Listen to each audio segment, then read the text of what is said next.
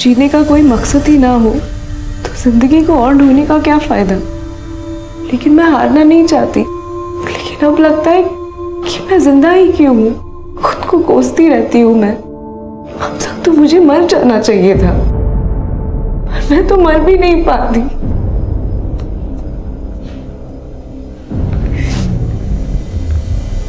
तो तुमने अपनी जान लेने की कोशिश की है?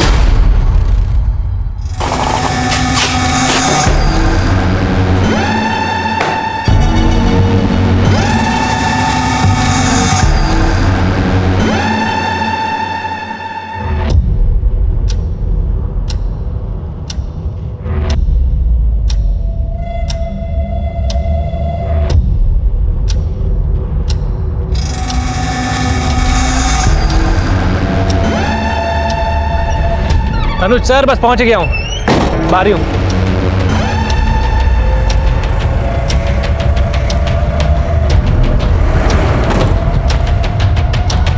पंद्रह मिनट लेट हो तुम, मालूम है तुम्हें? सर बताइए कितना लोड करना है? ज्ञानेश्वर को बताया तो था, उसने लिस्ट नहीं दी तुम्हें? दी थी सर, पर टैली भी तो करना पड़ता है। तो करो टैली। टोटल 3 अलग अलग एरिया की 22 एटीएम में 18 करोड़ डालना है। कौन से एटीएम में कितना कैश डालना है सब मेंशन है इसमें, चेक करो।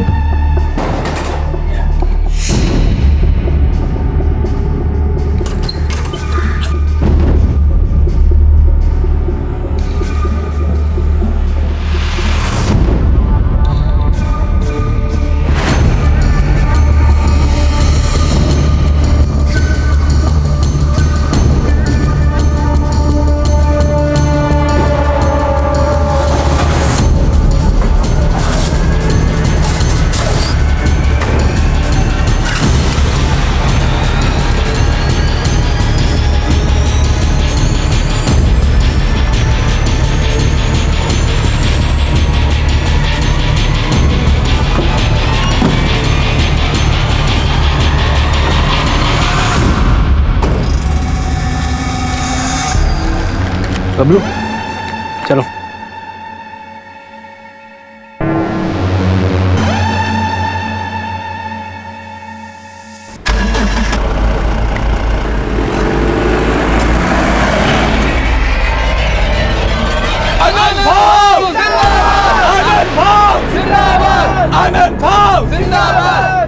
पापा की कृपा से इस बार भी कॉर्पोरेशन के चुनाव में आप ही जीतोगे। हर बार की तरह इस बार भी शुभारंभ तुम्हारे हाथों से हुआ है। जिंदाबाद जिंदाबाद जिंदाबाद जिंदाबाद जिंदाबाद जिंदाबाद जिंदाबाद जिंदाबाद। मैं चुनाव का नामांकन भरने जा रहा हूँ। इस मौके पर भी लोकेंद्र साथ नहीं चल रहा है मेरे। आप उसे मना लीजिए।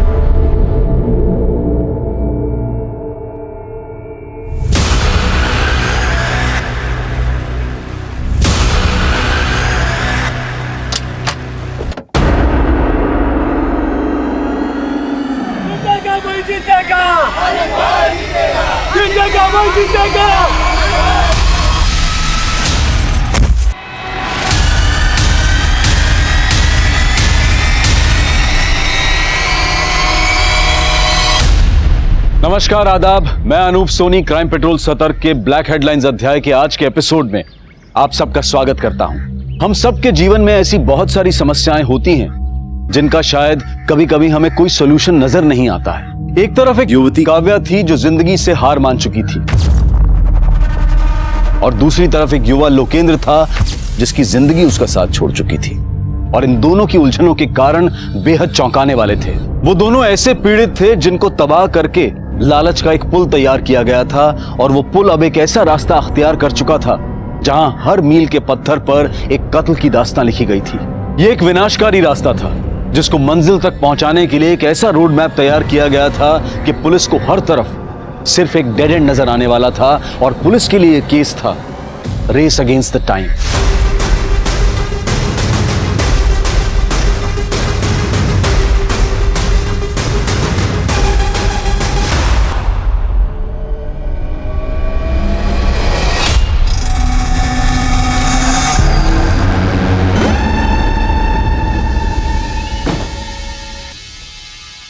चलता हूँ मैं।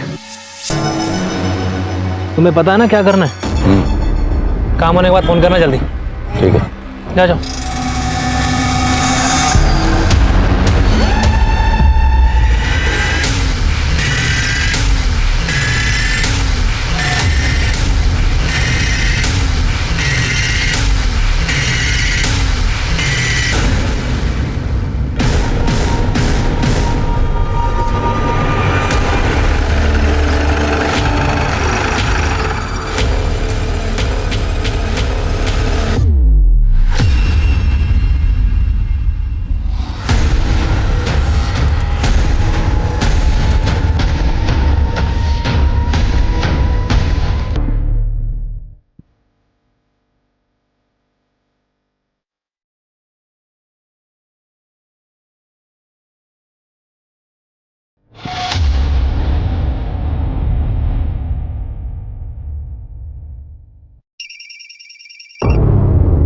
हेलो सर, बबलू और संजीव का कुछ पता नहीं चल रहा है। दोनों के नंबर भी बंद आ रहे हैं। तो वो दोनों मर कहाँ गए? और तुमको मैंने कहा था ना कि वैन छोड़कर बिल्कुल नहीं उतरना। सर, आपको बोला था ना मैंने। अब ये सोचो कि पुलिस को क्या बोलना है। वैन का जीपीएस सिस्टम भी डीएक्टिवेट हो चुका है। 11:30 बजे की लास्ट लोकेशन दिखा रही गगनपुरा। उसके बाद तो वैन का अता पता भी नहीं है।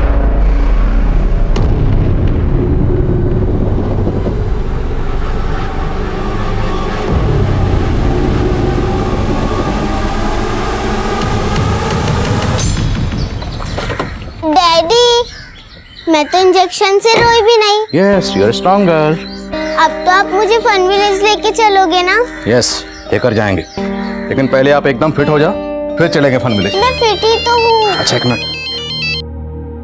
जैन सर, आदिल, मैं जानता हूँ कि तुम लीव पर हो, लेकिन अगर तुम टाइम निकाल सको तो एक इमरजेंसी केस है। सर प्लीज ऑर्डर कीजिए। एलएनसी बैंक की 18 करोड़ से भरी कैश वैन गायब हो गई और मैं जानता हूँ कि इस केस को तुम्हारे सिवा और कोई भी हैंडल नहीं कर सकता। इससे पहले कि बैंक का पूरा पैसा हमारी पहुंच से दूर चला जाए, हमें किसी भी हालत में क्रिमिनल्स को पकड़ना होगा। समझ गया sir, I am ready. Sub inspector Manish ने इन्वेस्टिगेशन शुरू कर दी है। मैं उससे कहता हूँ कि फौरन तुम्हें रिपोर्ट करें। सर, तुम दोनों के गार्ड और ड्राइवर गायब हैं, तो क्या हम ये मान लेंगे कि सिर्फ वो दोनों इस कांड में शामिल हैं? तुम दोनों नहीं हो? बबलू और संजीव तुम दोनों के कहने पे गायब हुए ना? चलो बताओ, कहाँ हैं दोनों? सर, आप खामोखा शक कर रहे हो सर। हम दोनों तो खुद ही बबलू और संजीव को ढूंढने की कोशिश कर रहे थे। सर, आप मुझे थोड़ा टाइम दीजिए, मैं खुद ही उन्हें ढूंढ के ले आऊंगा। अच्छा, तू ढूंढ के लाएगा उन्हें? इसका मतलब तू जानता है कि वो दोनों कहाँ हैं? चल बता, कहाँ हैं दोनों? बोल। नहीं सर, मुझे अगर वो दोनों नहीं मिले ना, तो तुम दोनों जिंदगी भर जेल में सड़ोगे। ये चलो इन दोनों को। सर, अभी सर, हमें नहीं पता सर।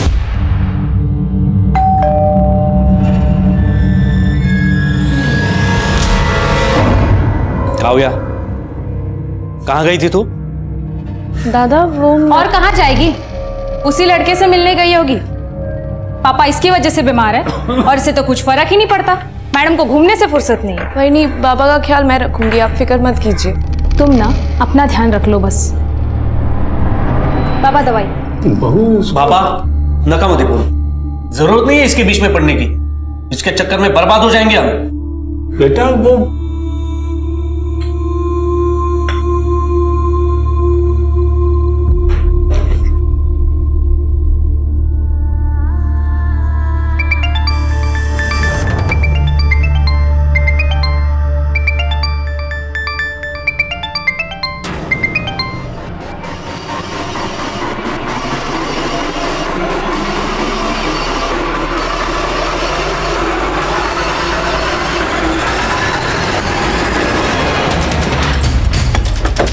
मनीष।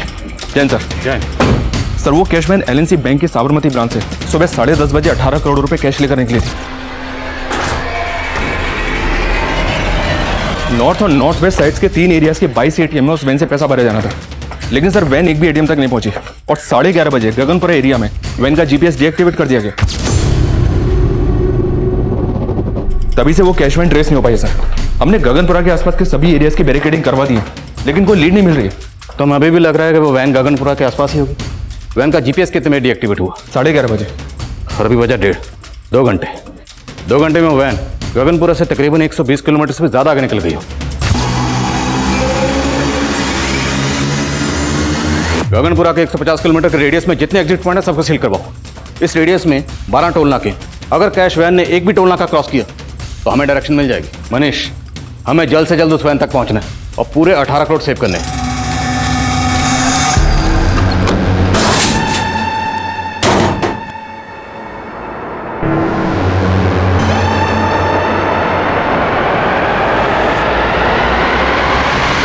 इतनी बड़ी लूट, मुझे नहीं लगता सिर्फ एक गार्ड और ड्राइवर इतना बड़ा कांड कर सकते हैं। सर मुझे कैश मैनेजमेंट मैनेजर ज्ञानेश्वर और कस्टडियन राकेश पे शक है।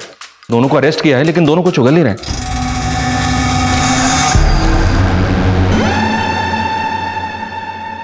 हमें बैंक मैनेजर अनुज से मिलना चाहिए और गार्ड और ड्राइवर जहां से गायब हुए हैं उसकी लीड फैमिली से मिल सकती है। फैमिली को कांटेक्ट करो। ऑलरेडी एक टीम भेजी थी सर गार्ड संजीव के घर।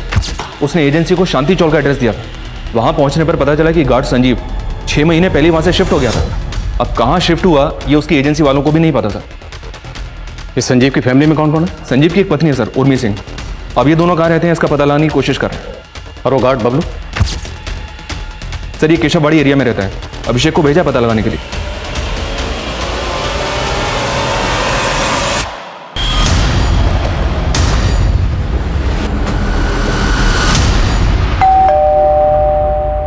बबलू कहाँ है? बोल क्यों नहीं रही हो? बबलू कहाँ है? पूरा घर चेक करो, अंदर देखो सर। जाओ, कहाँ है बबलू? अरे कुछ बोल क्यों नहीं रही हो? साहब मेरी बेटी बोल नहीं सकती है। आप कौन है और बबलू के क्या लगते हैं? बबलू मेरा बेटा है साहब, और हमें मालूम है कि आप लोग बबलू पर शक कर रहे हैं। उसकी एजेंसी वाले भी धमका कर गए हैं। साहब बबलू ने कुछ नहीं किया है। अगर उसने कुछ नहीं किया तो फिर वो गायब कहाँ है? साहब हम लोग खुद परेशान हैं। उसका फोन मिला रहे हैं तो फोन नहीं मिल रहा है। साहब उसे फंसाया जा रहा है। कौन फंसा रहा है उसे? मैं चारों ओर खुद को घिरा पाती हूँ। दिल दिमाग सब कुछ काम करना बंद कर देता है। डॉक्टर आपके पास कोई ऐसी दवा है क्या जिससे मेरे दिमाग में जो भी ये ख्याल आते हैं ना वो सब बंद हो जाए? तुम्हें दवा की नहीं काउंसलिंग की जरूरत है। ये तो हमारा सेकंड सेशन है। तुम बार बार आते रहोगे मैं तो नहीं आ पाऊंगी बार बार। मैंने अपने घर वालों तक को भी नहीं बताया कि मैं यहाँ पे इलाज के लिए आ रही हूँ। काव्या, मानसिक अशांति से निजात पाने का पहला स्टेप है कि ये जो दिल और दिमाग में है ना उसको दबाओ मत। सब कुछ सच सच बता दो। वो सच चाहे कितना भी कड़वा क्यों ना हो। तुम पे कोई क्राइम हुआ है या तुमने कोई क्राइम किया है, जो भी है सब कुछ सच सच बता दो। ये हम दोनों का सीक्रेट होगा।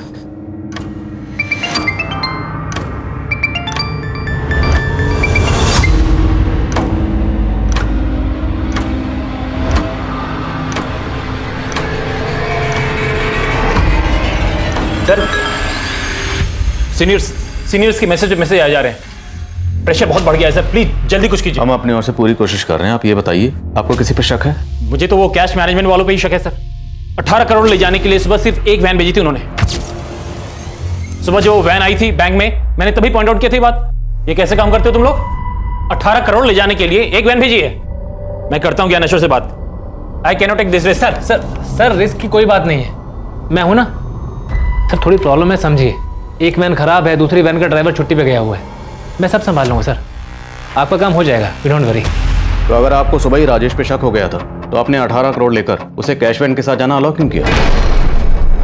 सर वो ट्रस्ट कर लिया, but I am very sure ये ज्ञानेश्वर और राजेश दोनों मिले हुए इस रॉबरी में। वो बबलू और संजीव तो सिर्फ मोहरे हैं उनके। बबलू और संजीव मोहरे थे या असल खिलाड़ी, इसका अंदाजा ही लगाया जा सकता था, लेकिन उनके गायब होने के पीछे ऐसे कई चेहरे थे जो सामने आने बाकी थे। सर मुझे अपनी वाइफ के साथ उसके मायके जाना था, इसलिए मैंने ज्ञानेश्वर सर से आज के दिन की बहुत पहले छुट्टी ले ली थी। उन्होंने मुझसे कहा था कि कैश वैन के बैंक से निकलने के बाद तुम सब कुछ बबलू और संजीव के हाथों सौंप कर तुम निकल जाना। इसीलिए 11:15 बजे मैं सुंदर विहार पे वैन से उतर गया था सर।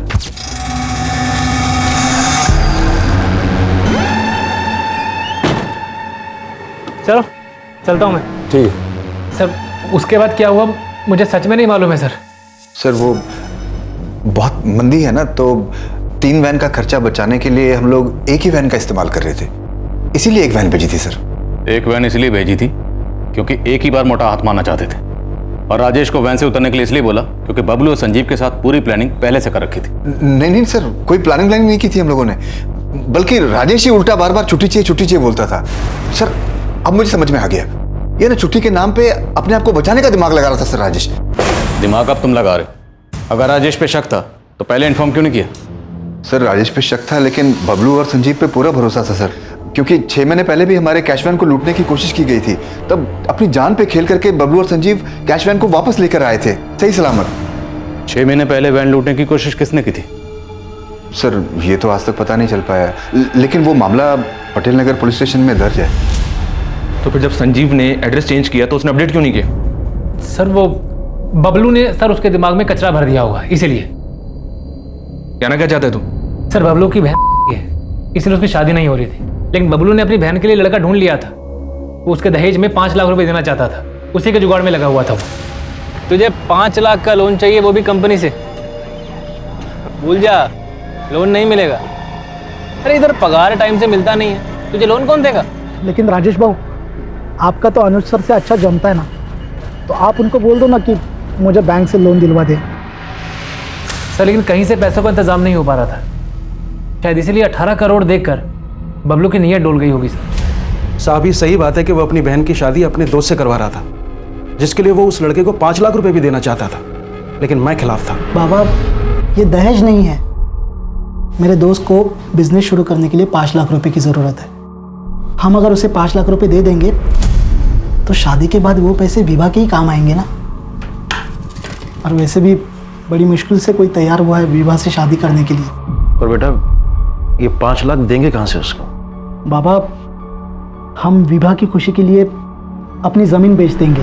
और साहब बबलू ने हमारी ज़मीन को 10 लाख रुपए में बेच दिया, उनमें से 5 लाख रुपए तो विवाह के होने वाले पति को बिजनेस के लिए दे दिए, और बाकी बचे 5 लाख रुपए की एफडी करवा दी। पूरे 18 करोड़ के साथ गायब है वो। अगर आप कुछ भी जानते हैं तो बता दीजिए, वरना आप दोनों साथ में अंदर जाएंगे। क्या सोच रही हो?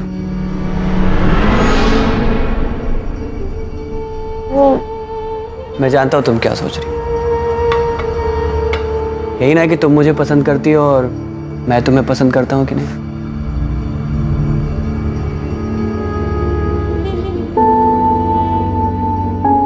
मैं तुम्हें अपनी जान से ज्यादा प्यार करता हूं। सुधीर मैं वाहिद। दोबारा ऐसा मत बोलना। तुम्हारे पैर खराब है तो क्या हुआ, लेकिन तुम्हारा मन बहुत सुंदर है। मैं तुमसे शादी करना चाहता हूँ। मुझे लगा था कि सुधीर मुझसे हमेशा प्यार करेगा, मैं भी उसे पसंद करने लगी थी, लेकिन क्या काव्या, तुम चुप क्यों हो गई? क्या हुआ? कहीं वो लड़के ने तुम्हारे साथ कुछ गलत? नहीं डॉक्टर, ऐसा कुछ नहीं है। तो फिर प्रॉब्लम क्या है?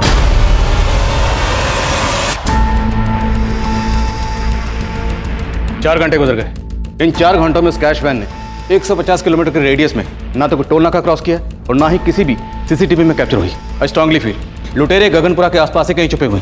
सारी पेट्रोलिंग टीम को अपडेट करो।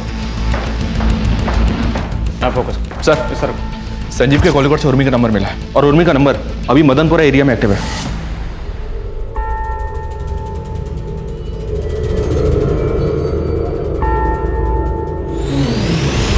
हो सकता है उर्मी संजीव के साथ फोन पर टच में हो।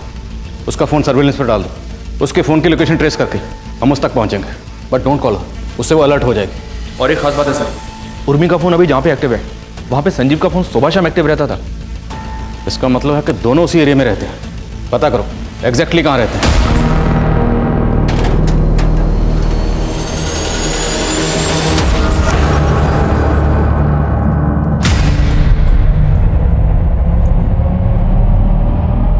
अरे क्या चाहती हो तुम? क्यों अवॉइड कर रही हो मुझे? ठीक है अभी दे दो। सर एक मैसेज आया सर। हेलो सब गगनपुरा के पास के जंगल में वो कैश वैन खड़ी मिली है। Over sir.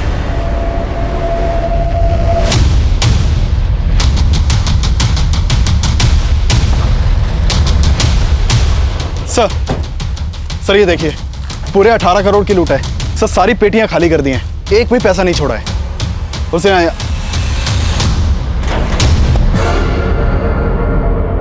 सर इस पेटी में बबलू की लाश है। सर मुझे लग रहा है सारा खेल संजीव का किया हुआ है। संजीव अकेला इतना पैसा गायब नहीं कर सकता, उसके साथ और लोग भी होंगे जिनके साथ मिलकर उसने बबलू को मारा।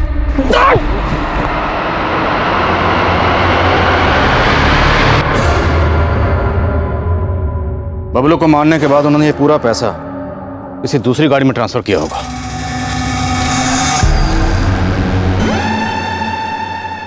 और बबलू की लाश को इस ट्रंक में डालकर कैश वैन को यहीं डंप करके चले गए। जिस गाड़ी से वो पैसा लेकर भागे हो सकता है वो गाड़ी इस कैश वैन को पहले से फॉलो कर रही। जहां जहां से कैश वैन गुजरी उन सब जगह के सीसीटीवी क्लोजली मॉनिटर करो और पता करो क्या कोई पर्टिकुलर ऐसी गाड़ी थी जो कैश वैन को लगातार फॉलो कर रही थी। सर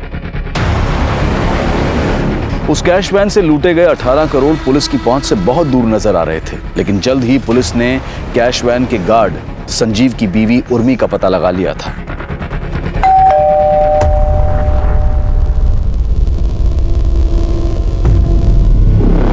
उर्मी जी अंदर चेक करो। पास। अरे अरे आप ऐसे ऐसे अंदर कैसे जा रही है? अरे कोई कादा कानो जैसी कोई चीज होती है कि नहीं? अरे अरे कहाँ जा रही है? कहाँ? अरे क्या ढूंढ क्या रहे हैं आप? सर ऊपर कोई नहीं है। अरे कौन होगा हमारे घर में? एक मिनट, इस बैग को उतारो। इस बैग में क्या है? बैग में क्या होगा?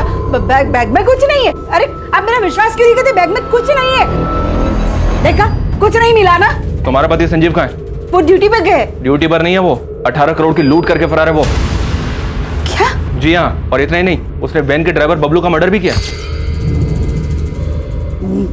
मेरे पति ऐसा कुछ नहीं कर सकते। उन्होंने कभी जिंदगी में किसी का 1 रुपया नहीं लिया। पर अब 18 करोड़ की बात कर रहे हैं। और ऐसी कोई बात होती ना तो सुबह वो हमारी सगाई की अंगूठी लेके नहीं जाते बेचने के लिए। क्या? हाँ सोने की अंगूठी? हाँ, वो भी हमारी सगाई की। पूरे 7,000 में बेची, वो भी घर का किराया भरने के लिए। पूर्वी अंगूठी बेच के भी सिर्फ 7,000 का जुगाड़ हो पाया है। ये सब कहानियां बहुत सुनी हमने थाने में मैडम। अभी सीधी तरह से बताओ संजीव कहाँ है? बोलो। मेरा बच्चा रो रहा है, उठा दिया ना उसे। पता भी है आपको वो कितना बीमार है मेरा बच्चा। अरे नहीं बेटा चुप हो जा, मैं हूं ना। हाँ तो मेरा बच्चा बहुत बीमार है और आप लोग हमें परेशान कर रहे हैं। हाँ मनीष बोलो।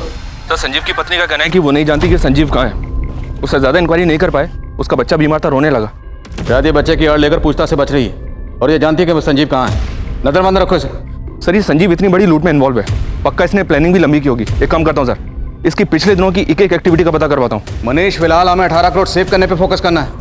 लूट हुए 7 घंटे से ऊपर गुजर चुके हैं। अगर लुटेरे हमारी पहुंच से निकल गए तो पैसा सेव करना मुश्किल हो जाएगा। लेकिन सर अभी तक हमें इस बात का अंदाजा तक नहीं है कि उस कैश को वैन से निकालकर किस गाड़ी में ले जाया गया होगा। शायद वो अलर्ट है, इसलिए शहर से भागने की गलती नहीं कर रहे हैं। पर 18 करोड़ की लूट हुई है तो लंबी प्लानिंग की गई होगी। 18 करोड़ कैश उसको ट्रांसफर करने के लिए हो सकता है बैग खरीदे गए हों। उस एरिया में जितनी भी मार्केट है सबको स्कैन करो। सर शहर में इतनी मार्केट्स हैं, इतनी जल्दी कैसे पता होगा? मनीष करना पड़ेगा, हमारे पास और कोई ऑप्शन नहीं। Just do it.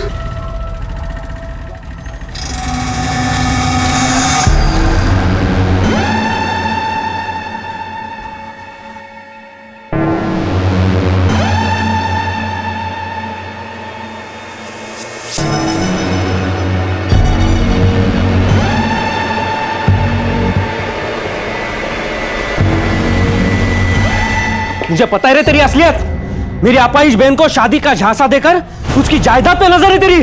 अरे आप मेरी बात चल। एकदा सांगून ठेवतो, मेरी बहन से दूर रहे वरना जान ले लूंगा तेरी। चल चला रे आप। बाबा सुधीर अच्छा लड़का है। क्या हुआ काम? बाबा इसके मोह में पागल मत बनिए आप। उस लड़के से शादी करेगी नहीं तो ये बर्बाद हो जाएगी। मेरे भैया भाभी को लगता था कि सुधीर चीटर है, लेकिन मेरे पापा को मुझ पे भरोसा था। उन्हें सुधीर पसंद भी था, पर तुम्हारे पापा तुम्हारे साथ थे तो प्रॉब्लम क्या था? तुम्हारा सुधीर से दूर होने का कारण तुम्हारे भैया थे या कुछ और? 18 करोड़ की लूट हुए 12 घंटे बीत चुके थे और अंधेरा होने के बाद पुलिस को उन क्रिमिनल्स तक पहुंचने का कोई जरिया नजर नहीं आ रहा था। सर 8 बजे तक तो खबरियों को मार्केट में छानबीन की इन्फॉर्मेशन ही पास आउट हो पाई थी और थोड़ी ही देर में सारी मार्केट बंद हो गई। अब तो मार्केट में सुबह इंक्वायरी हो सकती है। संजीव की बीवी उर्मी से कोई हिंट नहीं मिल रहा। हम अफ्रेड लुटेरे कहीं हमारे यहाँ से दूर ना निकल जाए।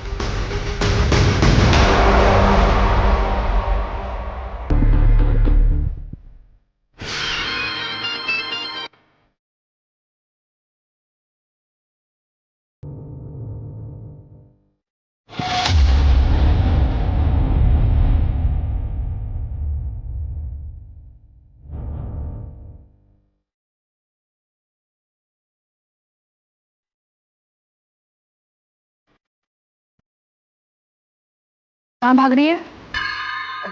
कहाँ भागेंगे हम? अरे हमारा बच्चा है, हम अपने बच्चे को छोड़ के भागेंगे? ऐसी बहुत देखी है मैंने जो अपने फायदे के लिए अपने बच्चों का भी नहीं सोचती। ये क्या बोल रही है आप? हम अपने बच्चे के लिए दूध लेने जा रहे थे, अब उसे दूध भी ना पिलाए क्या? अब आपकी परमिशन हो तो दूध लेने जाए? साला किस्मत ही खराब है। तेरे चक्कर में मैं भी पिस रहा हूं यहाँ पर। मेरे चक्कर में क्या? सब आपका किया धरा सर। पिस मैं गया हूं बीच में। तू ना ज्यादा नौटंकी मत कर, समझा ना? अच्छी तरह से जानता हूं तू है क्या। क्या समझते हैं आप? क्या समझते हैं बताइए ना। बताओ तेरे को मैं साली तेरा तो मुंह मैं खुलवाऊंगा और पता करवाऊंगा कि सारा पैसा गया कहां पे है। हाँ? तेरी तो तू हाथ उठाएगा मेरे ऊपर। हाँ? क्या लगा रखा है तुम लोगों ने? इतना मार खा के भी तुम लोग सुधरे नहीं। सर इसको चर्बी चढ़ गई है, अपने आप को सच्चा साबित करने के लिए पीट रहा है मुझे, बताइए। नहीं हवलदार साहब, इसकी नौटंकी पे बिल्कुल ध्यान मत देना। इसको ना एक बार तबीयत से तोड़ो, उसके बाद देखना ये बताएगा पैसा गया कहां। मैं आपको बता रहा हूँ, इसको तोड़िए, ये बताएगा सब टच किया है, सब पैसा इसने कॉल किया है। सर तुम मेरे को तोड़वाएगा?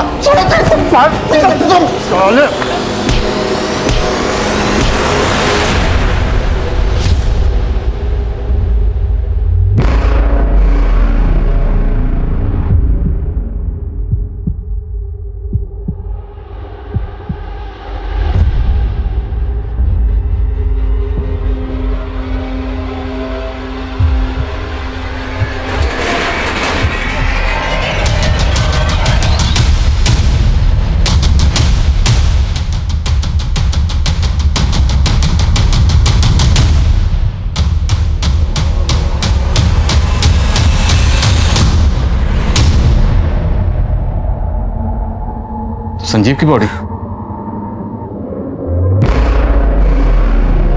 दूसरी बॉडी किसकी? सर मैं गाड़ी का रजिस्ट्रेशन नंबर डिटेल्स निकलवाने के लिए हेडक्वार्टर भेजता हूँ। और आसपास पता करो, किसने कुछ देखा है क्या? सर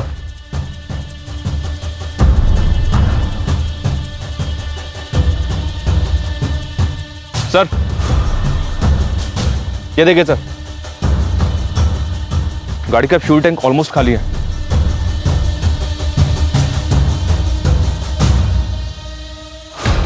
मतलब गाड़ी लेकर गोल गोल घूमते रहे, फ्यूल खाली हो गए, फिर भी गाड़ी को पेट्रोल पंप पर ले जाकर फ्यूल भरवाने का रिस्क नहीं लिया और गाड़ी को यहीं डंप करके चले गए। अभिषेक, क्या अपडेट है? सर मैंने आरटीओ से पता किया, वो गाड़ी गणेश महात्रे के नाम पर रजिस्टर्ड है। गणेश महात्रे कहाँ रहता है? सर वो वाकड़ का रहने वाला है और उसके घर वालों ने उसकी मिसिंग कंप्लेंट भी फाइल करवाई है। सर वो दोपहर से ही गायब है। इस गणेश महात्रे की फोटो मुझे भेजो तुरंत।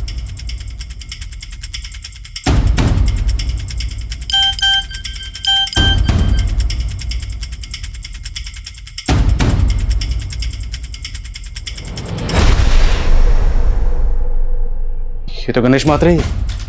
ये तो साफ जाहिर है सर कि गणेश की गाड़ी को लूटने के लिए इसकी हत्या की गई है, लेकिन सर संजीव को तो बबलू के साथ ही मार दिया गया होगा। तो फिर बबलू की लाश को वहां कैश वैन में छोड़ के संजीव की लाश को गणेश की लाश के साथ यहाँ क्यों लेकर आए होंगे? ये सब करने के पीछे इनका मकसद क्या होगा? बबलू की लाश के बाद संजीव और उसके साथ एक और लाश। 18 करोड़ की लूट के साथ 3 हत्याएं हो चुकी थी और ये आंकड़ा अभी और भी बढ़ने वाला था। और लूट के 24 घंटे बाद पुलिस सिर्फ अंदाजों पर काम कर रही थी, लेकिन उनका एक अंदाजा काम कर गया था। सलाम साहब। सर मैं यहाँ बल्क में ले गए बैग सर, कैश में ले गई एक्सपेंसिव चीज़ों के बारे में पता कर रहा था, लेकिन इस दुकान वाले ने मेरे को एक अजीब से कस्टमर के बारे में बताया। सर कल शाम को एक लड़का आया था, उसने 2 लग्जरी रिस्ट वॉचेस ली थी। वाह यार, ये दोनों मस्त हैं, दोनों दे दो। और ये फीमेल वाला ना मस्त गिफ्ट में पैक कर दो। सर देखने में वो बहुत ही ऑर्डिनरी लुकिंग था, लेकिन उसके पास इतने पैसे देख करके मैं चौंक गया। मैंने सोचा शायद पैसे नकली ना हो, इसलिए मैंने उससे कहा कि कार्ड से पेमेंट कीजिए। इस पे वो भड़क गया। तू जानता है किससे बात कर रहा है तू? Sub inspector R S. अगारिया का छोटा भाई हूं मैं। Inspector R S. अगारिया? जी सर, उसने कहा कि मैं उसका भाई हूँ, लेकिन सर मैंने इससे पहले उसे कभी नहीं देखा था। ये कल की सीसीटीवी फुटेज दिखाइए। सर सीसीटीवी तो 1 महीने से खराब है सर। वो 2000 के नोट्स तो होंगे आपके पास? हाँ सर है। दिखाइए जल्दी। सर हमें इन नोट्स की फोटो लेनी होगी। जी सर। अभिषेक सर।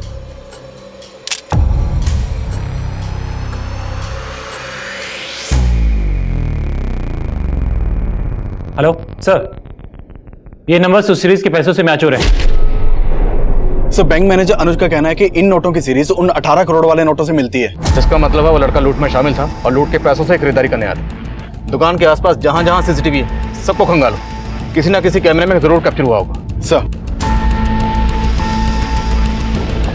हम लगातार फॉलो कर रहे हैं sir. Yes sir, yes sir. Sir जैसे कुछ होता है मैं अपडेट करता हूँ आपको। Okay sir.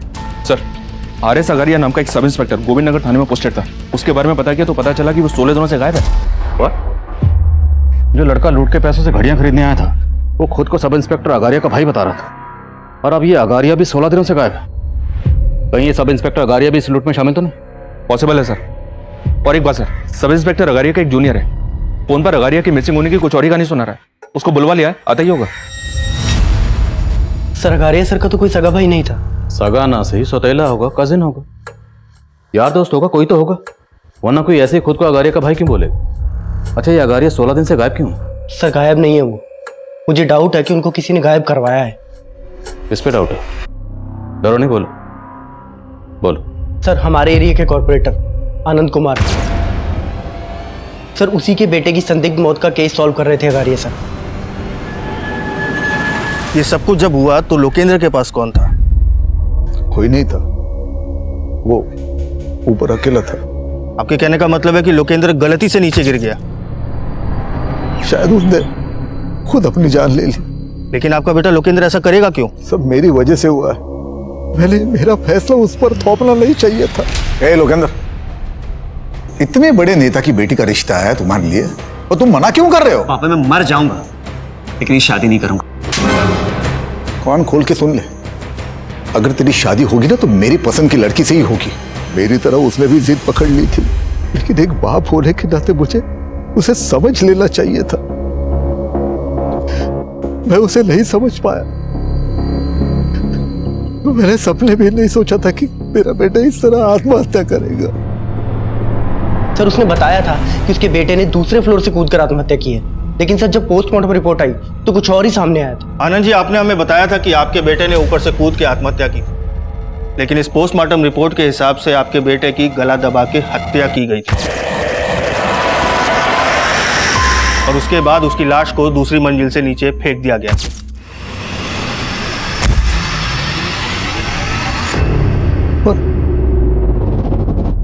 उसकी हत्या करेगा कौन?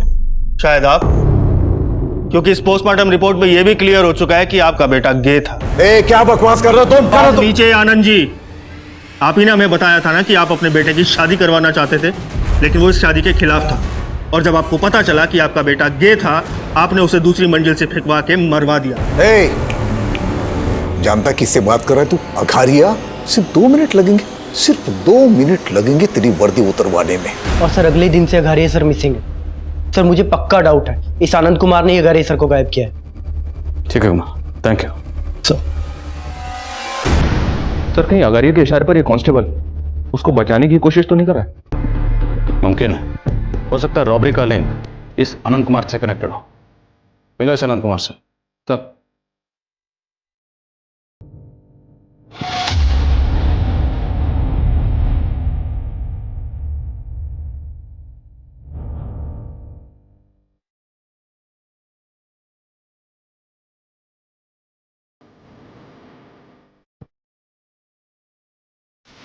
Hello, police station? काव्या, तुम्हें डरने की जरूरत नहीं। मुझ पे भरोसा रखो, मैं हर कंडीशन में तुम्हारे साथ हूं।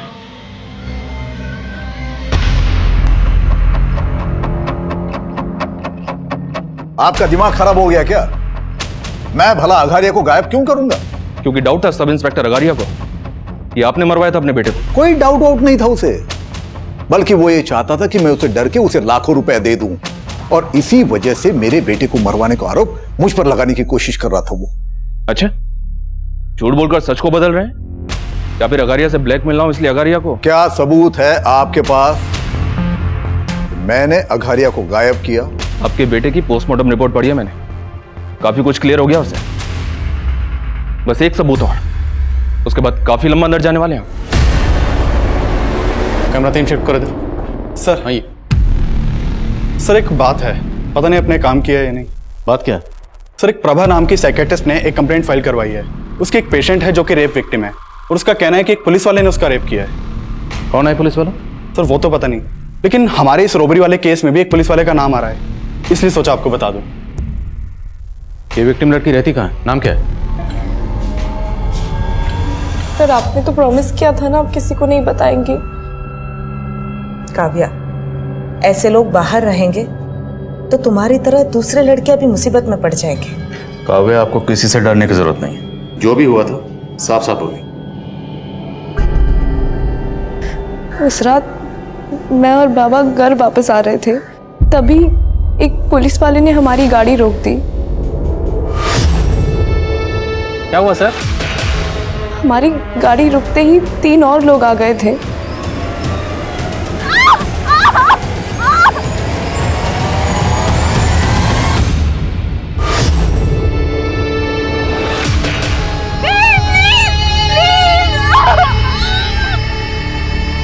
उन्होंने मेरा वीडियो भी बनाया था सर।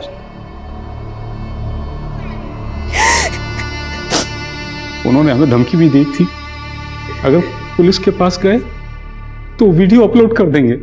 सर वो आपका कुछ नहीं बिगाड़ पाएंगे, भरोसा रखिए। काव्य, क्या वो पुलिस वाला ये था?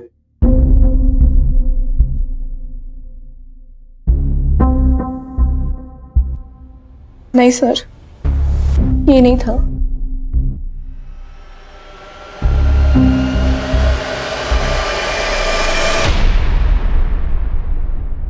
सर उसके बैच पे RS अघारिया लिखा हुआ था। और ये कब की बात है? 7 नवंबर की रात को। सर आप कह रहे हैं कि काव्या का रेप हुआ 7 नवंबर को, और काव्या का रेप करने वाले एक आदमी ने RS अगारिया के नाम की यूनिफॉर्म पहनी थी। लेकिन सर अगारिया तो 30 अक्टूबर से ही गायब है, और रेप हुआ 7 नवंबर को। इसका मतलब यह है कि अगारिया को वाकई गायब किया गया और क्रिमिनल उसकी यूनिफॉर्म इस्तेमाल कर रहे हैं। सर अगारिया को गायब करवाने का शक आनंद पे है, कहीं ऐसा तो नहीं कि उन रेपिस्ट के साथ आनंद का भी कनेक्शन है?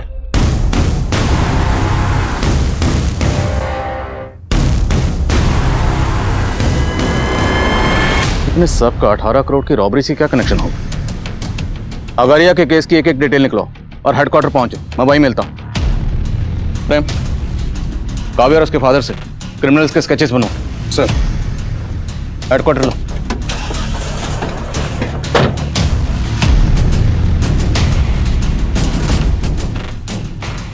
काव्या एक रेप विक्टिम थी, लेकिन क्या उसके रेपिस्ट वाकई पुलिस वाले थे, या फिर अपराधियों की ही ये कोई मोडस ऑपरेंडी थी जो पुलिस की वर्दी का इस्तेमाल करके इन वारदातों को अंजाम दे रहे थे? सर काव्या और उसके फादर ने इन 4 लोगों के स्केच बनवाए, लेकिन इनमें से एक भी sketch sub inspector RS Agariya से नहीं मिलता है। तो हो सकता है जिस लड़के ने खुद को RS अगारिया का भाई बताकर वो घड़ियां खरीदी थी और दुकानदार को धमकाया था, वो लड़का इनमें से कोई एक हो। देखिए इनमें से किस लड़के ने घड़ी खरीदी थी आपसे, गौर से देखिए। ये दोनों मस्त है, दोनों दे दो। ये वाला लड़का था, इसने वो 2 घड़ियां खरीदी थी। ये घड़ी भी अच्छी है और अपना वक्त भी अच्छा है। हाँ, लेकिन ये 18 करोड़ के गद्दे पर लेट लेट कर तो मेरी नींद ही उड़ गई है।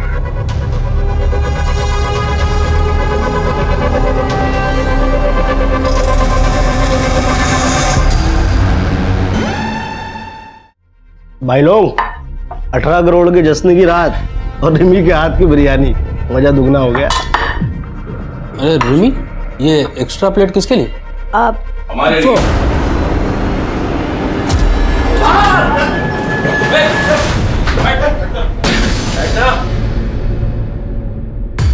ऐसे क्या देख रहे? रिमी ने बताया नहीं? इस दावत पर रिमी ने तुम लोगों को हमारे कहने पर बुलवाया।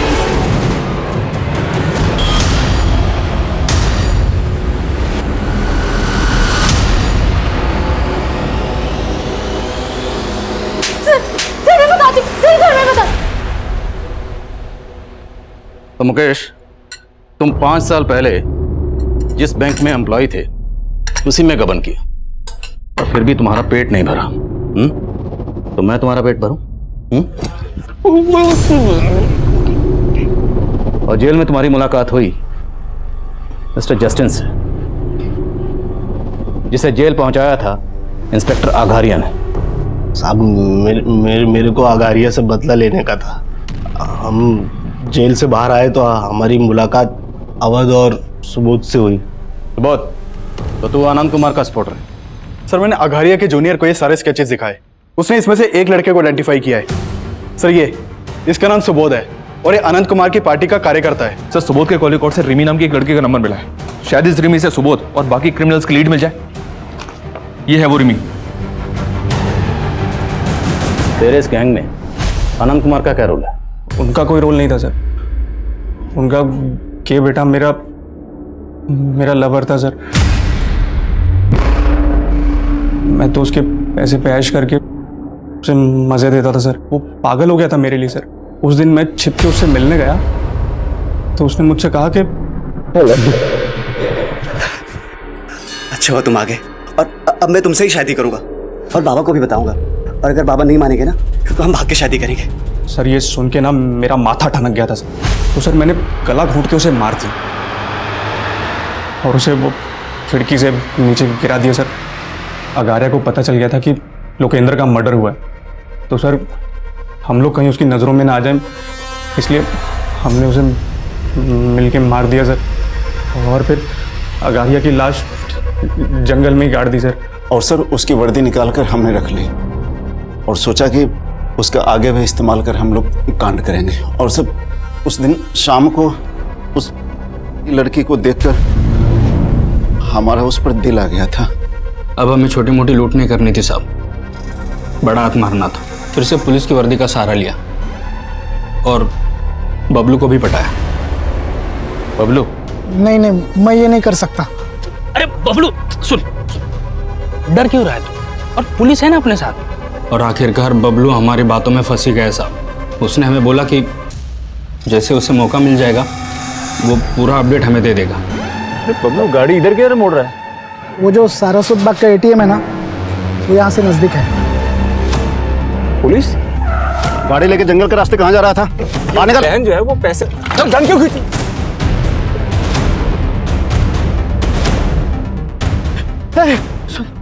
जल्दी से इसको गाड़ दो इधर किधर भी, और मेरे को बेहोश कर दो। पुलिस को मैं बता दूंगा होश में आने के बाद कि संजीव सारा पैसा लेके भाग गया। उसकी जरूरत नहीं पड़ेगी।